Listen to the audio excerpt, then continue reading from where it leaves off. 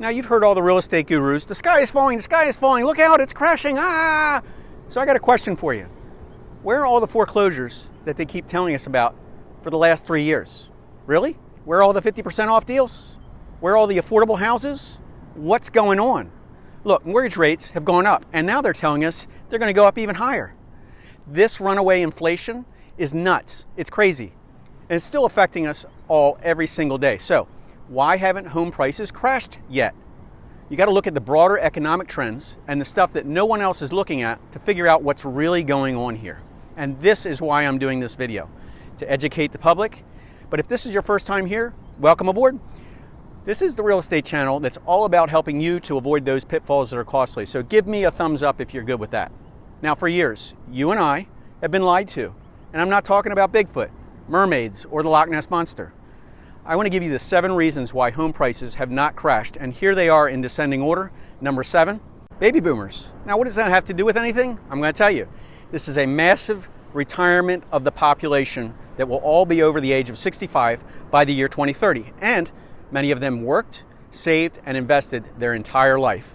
And many are flush with cash now and retiring all at the same time. It's happening. Nothing's going to stop this. It's not the economy, it's their time. So the question I have for you is, what's on the cover of every retirement brochure? It's the beach, it's the ocean. It's like they've been programmed and they gotta go. Now, many are moving to warmer weather, lower taxes, and a better lifestyle. This leads us to number 6. So why haven't home prices crashed yet? Well, if you already have a low rate mortgage, you've got a low incentive to sell. You know, during the pandemic and right after, investors and homeowners, they all started to buy up new homes. And they also bought rental properties, second homes, vacation rentals, and some just left their property empty. Now, currently, 62% of all mortgage holders in the nation are locked into historic, incredibly low mortgage rates, which has led up to a severe drop in the number of houses that are being put up for sale, which leads to the problem of supply and demand. So whenever there's a low supply and a high demand, prices go up. But the number of houses coming up for sale continues to shrink because many will not be giving up that cheap mortgage that they're locked into for 30 years and then trade it in for a 7% mortgage. That just doesn't make sense, right? So they're not putting that house up for sale, and this is not a normal real estate market, which creates a major pipeline clog. Now, even with the talk of recession and housing prices, many areas of the country are not dropping like a rock because buyers have so few options that are coming to market. For example, I'm willing to bet, for the most part, if you were looking for a cheap home or an affordable home in your area where you live, it would still be super hard to find that property. This continuous, ridiculous inflation is still way out of control. No matter what they tell you, it's happening. Number 5, home prices have skyrocketed, yet some people are being completely priced out of the market. And many thought they were being smart and they'd stay out of the market and rent for a while, which kind of makes sense. But they were waiting for it to crash before buying.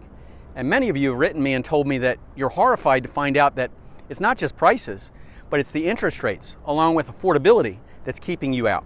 Now, you must keep a few things in mind if you're looking to buy a house into the future. Over the next few years, you must have a long-term plan, and I'm going to go into that in a minute.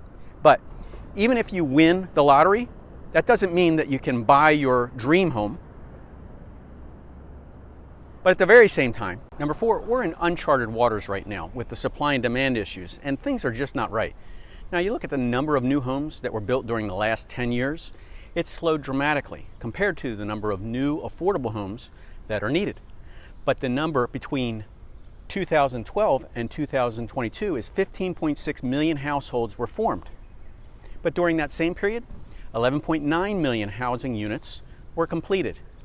Do you see a problem here? We're short, big time. Now pull out your shiny crystal ball in 95-degree weather, and you'll see it's not a good sign for future buyers because a lot of people who are looking to buy, we don't see any inventory in their price range, and this creates a major pipeline clog. And this is not going to change anytime soon. Now, it's the game of musical chairs where everybody's smiling and laughing until the music stops. And then everybody needs to take a seat. And then someone's sitting comfortably while others are left standing. The problem, the housing market in the United States is short 6.5 million homes. Now, let's look at another number. Considering only single-family homes, the current rate of housing starts that are happening right now would need to triple the number of new homes that are being built for the next 5 years every single year just to keep up with the population demand. Triple the current construction rates, guys. Now tell me, do you have new construction going on where you are? Comment below. Let me know what those new home price points are. We are in uncharted waters with high prices, high interest rates. Everybody needs a place to call home. But the demand and the need, it's still happening.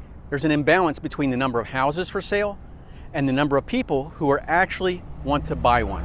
Now that demand, it's not going to change. Until we have a surplus of that supply, it's not going to change. It's going to take 10 years of building before we even catch up to have enough houses built to reach the amount of demand that we're talking about. Number 3, it's the month's supply of inventory. Now, this is the number of months that it would take for all of the current inventory to sell. So in other words, let's say that there's 100 homes for sale on the market and 20 homes actually sell per month. That would mean there's a 5-month supply. So the absorption rate is a 5-month supply to sales. So just to put things in perspective, when you have 6 months of inventory or more of the market, this is considered to be a buyer's market, and this is when buyers have the advantage to purchase a home. On the other hand, in a seller's market, it's where there's 6 months of inventory or less that's on the market. But here's where it really gets interesting, guys. Supply has actually been declining. What? Yeah, they keep telling us we're in a recession, but the facts, here's the numbers. Now last year we had a new home inventory of 8.3 months of supply, and now we currently have just 6.7 months. More inventory is selling.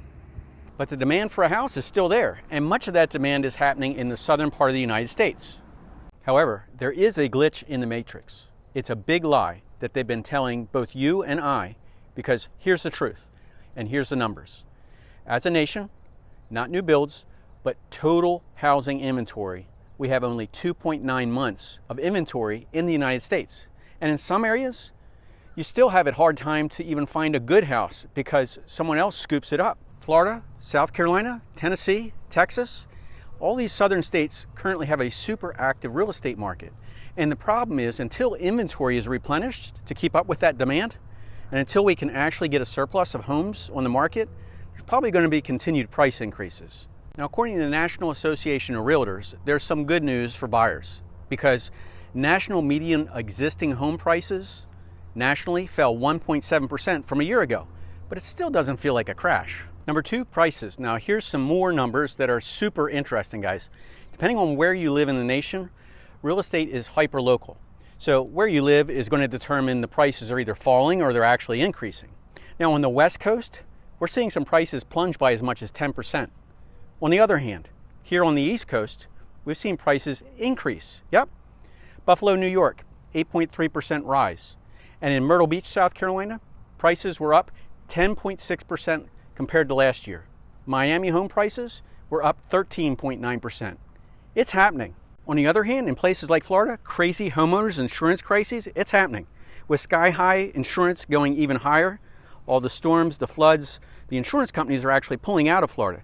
And many are saying moving to Florida is no longer affordable. So why aren't we seeing 50% off prices? Now that's because, number 1, there is one tool that positions us to see patterns that we might not see otherwise that are invisible in the present. You want to know what that tool is? It's called history. And there are 2 very important historical events that happened in real estate history. A, in 1979, inflation was absolutely out of control. But even with a recession, home prices actually shot up in the U.S. during that recession. Now, here are the numbers. From 1970 to 1982, the median American home price appreciated by 159% with a crappy economy. The second part of that is B. Okay, so even though they tell us that it must be 2008 all over again, sure, we know better than that. Subprime mortgage meltdown was caused by a lot of shady loaning practices, and banks can't do that today. In 2007, banks would give out mortgages to people who were at risk of not even being able to pay back that mortgage. Now, back in 2007, the average credit score of a subprime borrower was 620. So lower credit scores are supposed to be likely indicator of a default of that loan, right? But lenders, they were greedy. They did it anyway. But the days of no money down, handing out mortgages with low credit or marginal income, banks got their hands slapped, and all that stuff ended in 2008. However, many of you have written me and you told me that you're currently renting and you're finding it hard because you're not qualifying for your first home and you feel like you're being priced out of the market. And you could be right, because this runaway inflation is making everything more expensive, and buying a home is getting further out of reach for some. Today, there's stricter regulations on banks where banks are going to do a background check on all loan holders, their finances, their income, their job stability. And for the last 15 years, credit score has to be higher in order to be even qualified for a loan. For the last 15 years, banks were only lending to people who could meet those higher requirements. So in that way, it ensures that they can pay back that loan. Today, 768 is the median credit score for those who are taking out a mortgage. So most people who bought a house in the most recent years have been super qualified and low risk of default. And they may even put a big chunk of money down so they have a nice piece of equity in their homes. So why are we not seeing the housing market crash? Sure, we are seeing some overpriced homes and they're taking price reductions, and they should. But nowhere in the market is there any buy one, get one 50% off sale. I haven't seen it, have you? Tell me what's going on in your area. I'm curious to see what you're seeing in your area. And I can tell you one thing, here we're still finding some hidden gems for our clients if you know where to look and what to look for. Was any of this information helpful? You know, I'm making these videos for you. So if you have questions, we have answers. My real estate team is here to help you avoid the pitfalls that are costly. So pick up the phone and give us a call at 843-839-9870. We'll talk soon. And if you subscribed, I'll see you in the next video. Take care, guys.